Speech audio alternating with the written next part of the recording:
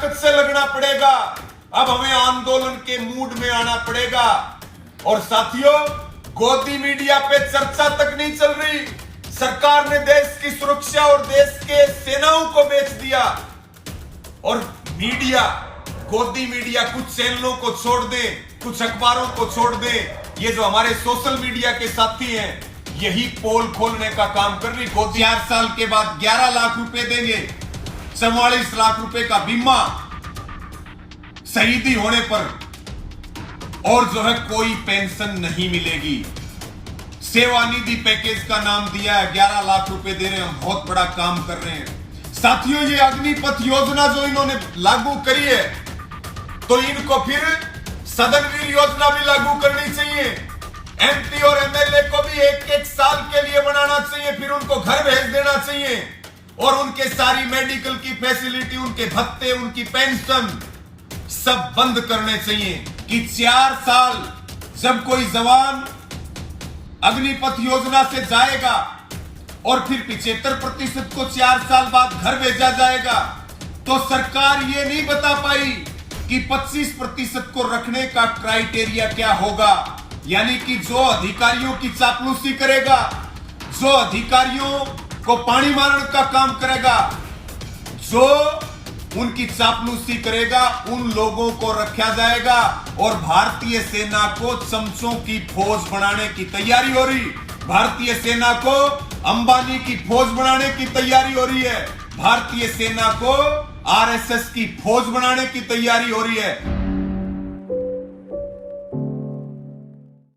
पूरा देश विरोध में खड़ा हो रहा है, जगह जगह विरोध प्रदर्शन हो रहे हैं।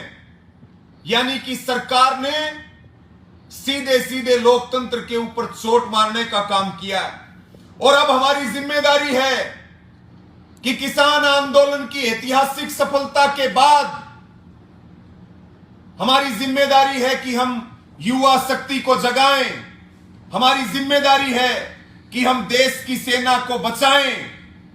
और हमारी जिम्मेदारी है, जब से ये योजना लॉन्च हुई है, लगातार फोन आ रहे हैं, लगातार मैसेज आ रहे हैं कि इस मुद्दे पर हमारी क्या राय है, वो राय हम सबके सामने रखें। और हम देश के प्रधानमंत्री को ये बात कहना चाहते हैं कि कम से कम मोदी जी 5 साल का समय तो दे देते, 4 साल का समय। देश के लाखों नौजवान इंतजार कर रहे। पिछले दिनों भिवानी जिले के तालू में एक नौजवान ने, पवन ने, सुसाइड किया। पूरी महामारी के दौरान पिछले 3 साल से सेना की भर्तियां नहीं हो रही हैं। युवा इंतजार कर रहा है, वो तैयारी करता है ग्राउंड में, वो महंगी कोचिंग लेता है, और वो इंतजार करता है कि मैं देश की सेवा करूं, मैं देश की सुरक्षा के लिए बॉर्डर पर जाऊं, भारत की सेना में जाऊं। लेकिन ये सरकार सेना में भर्ती नहीं कर रही। पूरी 3 साल होगी, लगातार विरोध हो रहा था, सब इंतजार कर रहे थे कि सरकार भर्ती खोलेगी। लेकिन साथियों, सरकार ने भर्ती नहीं खोली। सरकार ने 3 साल में एक साजिश रची, सरकार ने एक षड्यंत्र रचा। आरएसएस ने एक साजिश रची है, बीजेपी ने साजिश रची है, और वो साजिश आपके सामने आ चुकी है, अग्निपथ योजना और अग्निवीर। और ये साथियों संगी हैं। पूरी दुनिया जानती है कि जो संगी होते हैं उनकी भाषा और जो उनका लहजा है और शब्दों का, तो वो ऐसा मकड़ जाल बुनते हैं। अग्निपथ नाम दिया है, अग्निवीर नाम दिया है। और सैनिकों की पेंशन भी बंद, देश के जवानों की मेडिकल की फैसिलिटी भी बंद, उनकी कैंटीन की सुविधा भी बंद। और हम इस बात को जरूर समझ लें, हम बार बार इस बात को हर रोज कहते हैं कि सरकार नहीं चाहती, क्योंकि ये सरकार अडानी की दलाल है, ये सरकार कॉरपोरेट्स की दलाल है।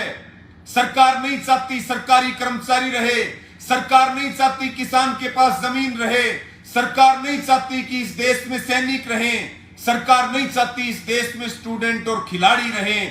पहला नंबर किसानों का था, उसके बाद तमाम वर्ग सड़कों के ऊपर हैं, और अब तो सबसे बड़ा हमला कर दिया है सबसे बड़ा हमला कर दिया है कि देश की सेना को बेच दिया है सीधे सीधे कॉरपोरेट्स को, अडानी अंबानियों को। और हम इस योजना को जरूर समझ लें।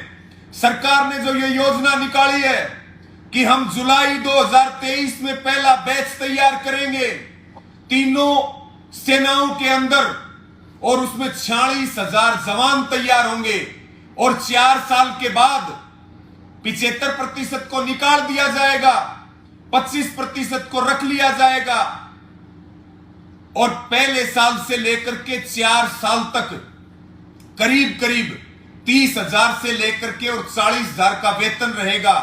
4 साल के बाद 11 लाख रुपए देंगे, 44 लाख रुपए का बीमा शहीदी होने पर, और जो है कोई पेंशन नहीं मिलेगी।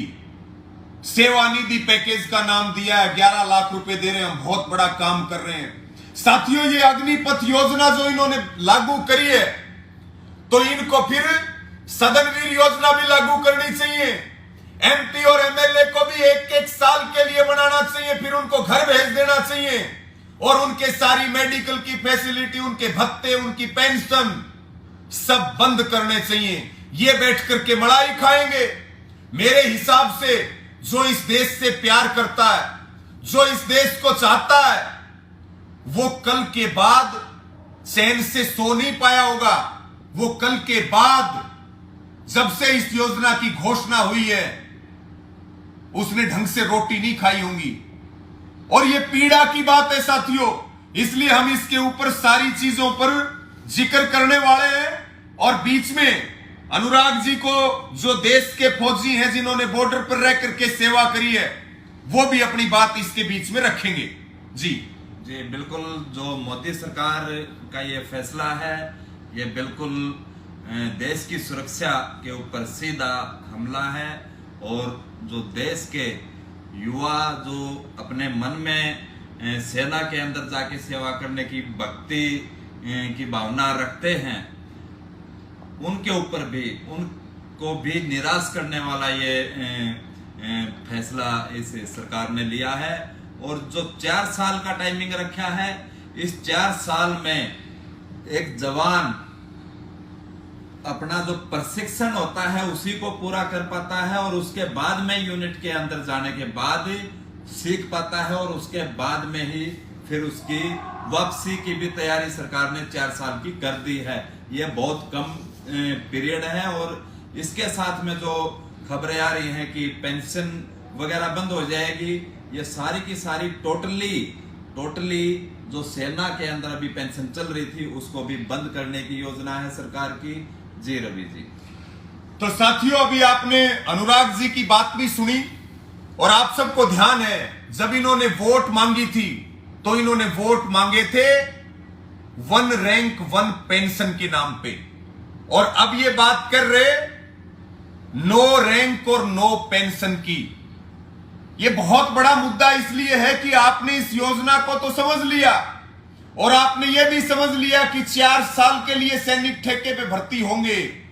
और जब से सरकार ने इस योजना को लॉन्च किया है, यह बहुत दुख की बात है कि 7 जवानों ने सुसाइड कर लिया है। एक जवान ने पहले भिवानी जिले के तालू में पवन ने सुसाइड किया था।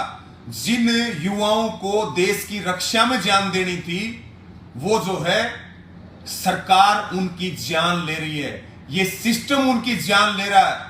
अब तक करीब करीब जानकारी में आया है कि 7 जवानों ने सुसाइड किया है।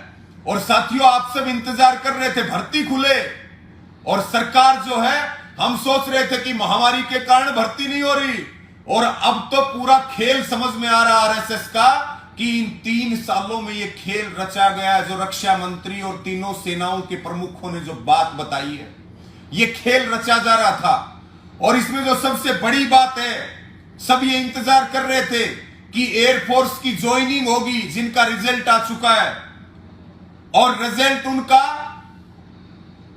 जो बाद में भर्ती हुई, उनका रिजल्ट डिक्लेयर होगा। जिनका रिजल्ट डिक्लेयर हो रखा है उनकी ज्वाइनिंग होगी, और सेना में जिनका फिजिकल हुआ उनका टेस्ट होगा। और नेवी की भर्तियां भी बंद पड़ी हैं। और मुझे ऐसे लग रहा कि किसान आंदोलन की तरह अब पूरे देश के नौजवानों को आंदोलन पे आना पड़ेगा और सब लोगों को साथ देना पड़ेगा। 3 कृषि कानूनों की तरह अगर हमने आंदोलन नहीं किया तो साथियों मान करके चले कि ना तो ज्वाइनिंग होगी, जो पहले रिजल्ट डिक्लेयर हो रहा, ना रिजल्ट डिक्लेयर होने वाला, और जिन युवाओं का फिजिकल हुआ है उनका जो है टेस्ट नहीं होगा, जो लंबे समय से इंतजार कर रहे और ओवरएज हो चुके हैं। लाखों जवान ओवरएज हुए। हम मांग कर रहे थे, बार बार प्रदर्शन कर रहे थे। पिछले दिनों भारत बंद के दौरान पूरे देश का नौजवान सड़कों पे उतरा, किसान सड़कों पे उतरे, मजदूर सड़कों पे उतरे कि जो ओवरएज हुए हैं उनको 2 साल की उम्र की सीमा में छूट दी जाए। एक तरफ जो पीछे चल रहा है वो भी बंद, और अब आगे के लिए आपके सामने सारी चीजें खुल करके आ चुकी हैं और इसलिए ये जरूरी हो जाता है। और इसमें जो गंभीरता से समझने की बात है वो ये भी है कि 4 साल जब कोई जवान अग्निपथ योजना से जाएगा और फिर 75% को 4 साल बाद घर भेजा जाएगा, तो सरकार ये नहीं बता पाई कि 25% को रखने का क्राइटेरिया क्या होगा। यानी कि जो अधिकारियों की चापलूसी करेगा, जो अधिकारियों को पानी मारने का काम करेगा, जो उनकी चापलूसी करेगा, उन लोगों को रखा जाएगा। और भारतीय सेना को चमचों की फौज बनाने की तैयारी हो रही, भारतीय सेना को अंबानी की फौज बनाने की तैयारी हो रही है, भारतीय सेना को आरएसएस की फौज बनाने की तैयारी हो रही है। और जो 75% नौजवान 4 साल के बाद घर आएंगे वो फिर क्या करेंगे? वो ट्रेनिंग लेकर के आएंगे। बेरोजगारी का जो हाल है, या तो वो अडानी अंबानियों के गार्ड बनेंगे, या जो है सरकार एक साजिश के तहत देश को तोड़ने वाले संगठन जो आरएसएस के तमाम हैं, जो हर रोज जातीय जहर घोलते हैं, इस देश को तोड़ने की बात करते हैं, जो हमारी एकजुटता उसको तोड़ने का काम करती है। एक ये भी मुद्दा हो सकता है कि आरएसएस अपने लोगों को ट्रेनिंग दिलाने के बहाने सेना में इस योजना से घुसाए और वो लोग संगठनों में आएंगे वापिस, और संगठनों में आकर के वो इस देश को गुलामी की तरफ लेकर के जाएंगे। साथियों, भारतीय सेना जो है वो हमारा गौरव है, वो देश की सीमा की रक्षा करती है। तब जाकर के हम देश में सुरक्षित रह पाते हैं। हर किसी को फक्र है जब हम किसी जवान को देखते हैं, उसको सैल्यूट करते हैं। एक फौजी की इस देश में जो इज्जत है वो भगवान से कम नहीं है। और जो 75% नौजवानों को ये 4 साल बाद वापिस भेजेंगे, उनका जो मानसिक जो उनका संतुलन है उस पर क्या चोट होगी कि भाई 25% को रख लिया, तुझे नहीं रखा, तू तो किसी काम का नहीं है, तू तो निकम्मा। ये अलग अलग वो पहलू है जो साजिश है और जो षड्यंत्र है जिसको हम समझने की कोशिश कर रहे हैं। और साथियों, जो 75% वापिस आएंगे वो ठाली नहीं बैठेंगे। बेरोजगारी का हाल जो हो चुका है वो आप देख रहे हो, इसीलिए युवा नशों की तरफ बढ़ रहा है, इसीलिए युवा क्राइम की तरफ बढ़ रहा है। जो ट्रेंड लोग हैं, हथियार चलाना जानते हैं, जिनकी ट्रेनिंग पूरी हो रही है, क्या वो किसी गैंग के शार्प शूटर नहीं बनेंगे? सरकार इस बात का जवाब दे, सरकार ने क्या प्रावधान किया। यानी कि सीधे सीधे जो है ये हमला है। और जो खौफ है सेना का, इसका एक पहलू हम और भी ले लें। भारत की सेना ने कोई युद्ध नहीं हारा, भारत की सेना हमेशा जीतती आई है, क्योंकि देश का किसान अन्न पैदा करता है, मजदूर जो है वो देश के निर्माण में योगदान देता है, और उसी के बच्चे देश की सीमाओं की सुरक्षा करते हैं, उसी के बच्चे खेल के मैदान में भारत का नाम पूरी दुनिया में रोशन करते हैं। यह भी देखने वाला जो बड़ा हमारा विषय है कि हमारी सेना का बहुत गौरवशाली इतिहास है। सेना ने हमेशा युद्ध जीते हैं और पूरी दुनिया में भारतीय सेना का एक खौफ है। सरकार, मोदी सरकार, देश के प्रधानमंत्री इस बात का जवाब दें, क्या अब वो सेना का खौफ आपकी अग्निपथ योजना लागू होने के बाद पूरी दुनिया में रहेगा? इस बात का हमें जवाब मांगना पड़ेगा। और सोशल मीडिया पे लगे हुए और ताकत से लगना पड़ेगा। अब हमें आंदोलन के मूड में आना पड़ेगा। और साथियों, गोदी मीडिया पे चर्चा तक नहीं चल रही। सरकार ने देश की सुरक्षा और देश के सेनाओं को बेच दिया। और मीडिया, गोदी मीडिया कुछ चैनलों को छोड़ दे, कुछ अखबारों को छोड़ दे, ये जो हमारे सोशल मीडिया के साथी हैं, यही पोल खोलने का काम कर रही। गोदी मीडिया तो सरकार के कसीदे पढ़ रही। गोदी मीडिया सेना को जो बेचने का काम किया गया है, सरकार को मेडल दे रही है गोदी मीडिया। ये हाल गोदी मीडिया का हो चुका है कि वो किस तरह से, वो पूरी तरह से सरकार के दबाव में है। खबरों में बने रहने के लिए फोरम 4 को सब्सक्राइब करें और नोटिफिकेशन पाने के लिए बेल आइकन दबाएं।